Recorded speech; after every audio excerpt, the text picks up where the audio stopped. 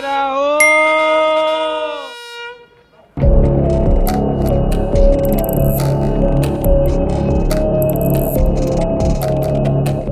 वाह यार, ये क्या शानदार फोन है भाई। ये फोन तो मैं लेके रहूंगा।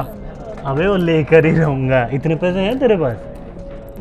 अरे डिजिटल लोन का पता है तुझे कितनी आसानी से मिलता है? उसी से खरीदूंगा आईफोन 14 प्रो।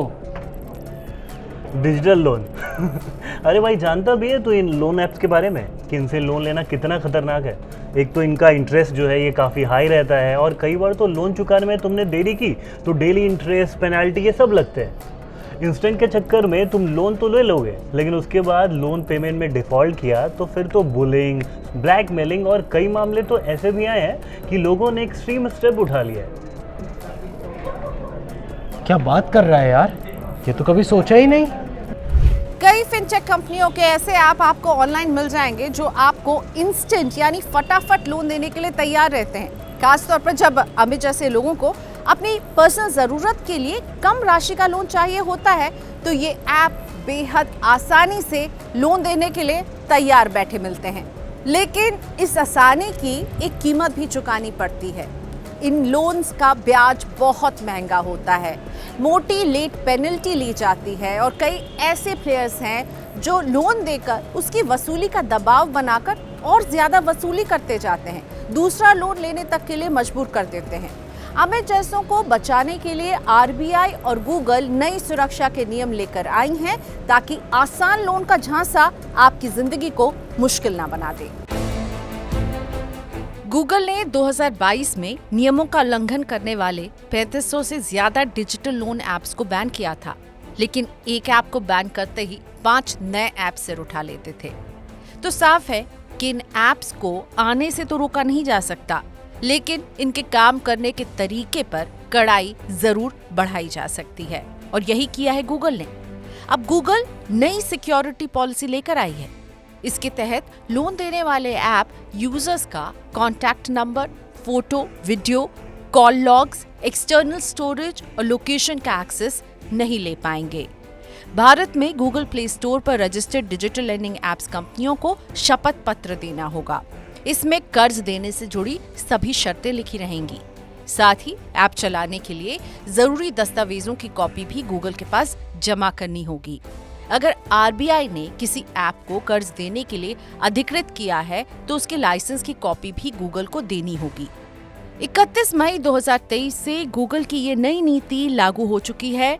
इससे इन ऐप्स की मनमानी और यूजर्स के उत्पीड़न की घटनाओं पर लगाम कसने में मदद मिलेगी। जो डिजिटल लेंडिंग ऐप से सबको थोड़ा प्रॉब्लम होगा initially, because they have to meet the new criteria.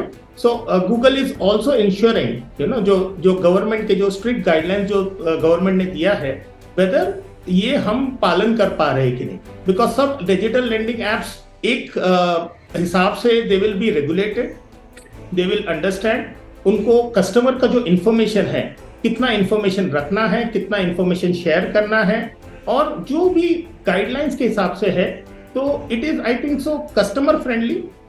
Covid pandemic के दौरान भारत में ऐसे कई ऐप्स आए जिन्होंने इंस्टेंट लोन देकर खूब ग्राहक बटोरे। इन ऐप्स की पॉपुलैरिटी का अंदाजा आप इस बात से लगा सकते हैं कि जहां 2012 में डिजिटल लेंडिंग का बाजार केवल 9 अरब डॉलर का था, वहीं 2020 में ये 15 गुना से ज्यादा बढ़कर 150 अरब डॉलर का हो गया, और 2023 के अंत तक इसके करीब 350 अरब डॉलर का होने का अनुमान है। एक तरफ जहां डिजिटल लोन का बाजार तेजी से बढ़ रहा है, इससे जुड़ी दिक्कतें भी उतनी तेजी से बढ़ी हैं।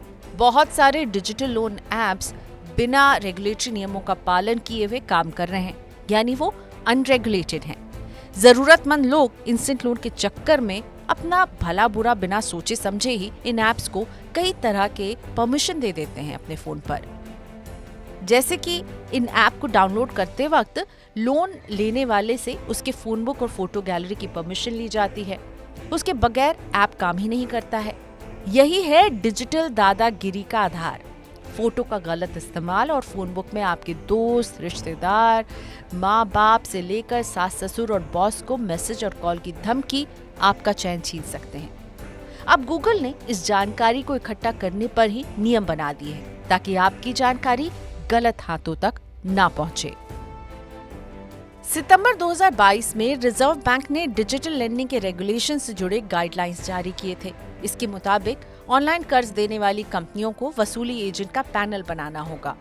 कर्ज मंजूर करते समय ही बैंक या वित्तीय संस्थान को वसूली एजेंट की सूची ग्राहक के साथ साझा करनी है। बताना होगा कि अगर ग्राहक समय पर लोन नहीं चुका पाता है तो उससे कब और कौन सा एजेंट वसूली के लिए संपर्क करेगा। यहाँ तक कि वसूली एजेंट का मोबाइल नंबर और ईमेल आईडी की जानकारी भी ग्राहक के साथ साझा करनी होगी। रिकवरी के दौरान एजेंट कर्जदार से कोई चार्ज नहीं वसूल सकेगा। कर्ज की कैश में वसूली नहीं की जा सकेगी। लोन डिफॉल्ट होने पर कंपनियां ग्राहकों से एक सीमा से अधिक पेनल्टी नहीं वसूल पाएंगी और ये वसूली एजेंट एक बंधे हुए समय पर ही ग्राहक से संपर्क कर सकते हैं।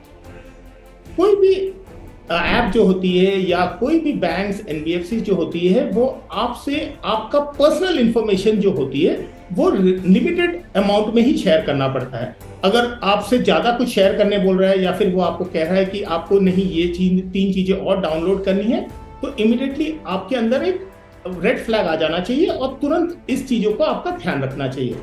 और बहुत सारे फ्रॉडुलेंट एप्लीकेशन जो होते हैं इसका भी आपको पता करना चाहिए। मेरे हिसाब से एज ए कस्टमर आपको लोन लेना है, अर्जेंट लोन लेना है, बट आपको एक 10 मिनट का एक्स्ट्रा ड्यू डिलिजेंस करना है whether we are taking it from the right source, है ना, जिसे कहते हैं। इन प्लेटफॉर्म्स पर लोन का ब्याज तो ऊंचा होता ही है, साथ ही लोन लेते वक्त रेगुलेटेड और अनरेगुलेटेड प्लेटफॉर्म का अंतर समझना बेहद जरूरी है।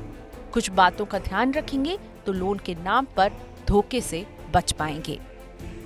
तो अब वो चेकलिस्ट जिसका आपको ख्याल रखना है जब आप डिजिटल प्लेटफॉर्म से लोन लेते हैं।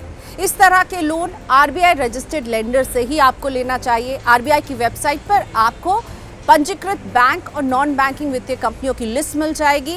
वैसे वित्तीय संस्थानों से ही लोन लें जो आरबीआई में रजिस्टर्ड हैं। जिस कंपनी से लोन ले रहे हैं उसकी पुष्टि करें, उसके आधिकारिक वेबसाइट को विजिट करें, उसके फिजिकल एड्रेस को चेक करें, यानी पता ठिकाना होना चाहिए उस कंपनी का। और सबसे ज़रूरी बात, बिना अग्रीमेंट के लोन कभी ना लें। बगैर लोन अग्रीमेंट वाले लोन का मतलब हुआ कि कहीं भी इस बात का लिखित प्रूफ ही नहीं है कि लोन किस दर पर दिया जा रहा है, लोन रिपेमेंट की देरी में कितनी पेनल्टी वसूली जाएगी और लोन आपको कब तक चुकाना है, कितना चुकाना है। सरकार और गूगल तो नियम बना रहे हैं, लेकिन खुद भी आपको अपने स्तर पर इन प्लेटफॉर्म को लेकर एक फिल्टर लगाना ज़रूरी है ताकि आप जागते रहें और बचे रहें।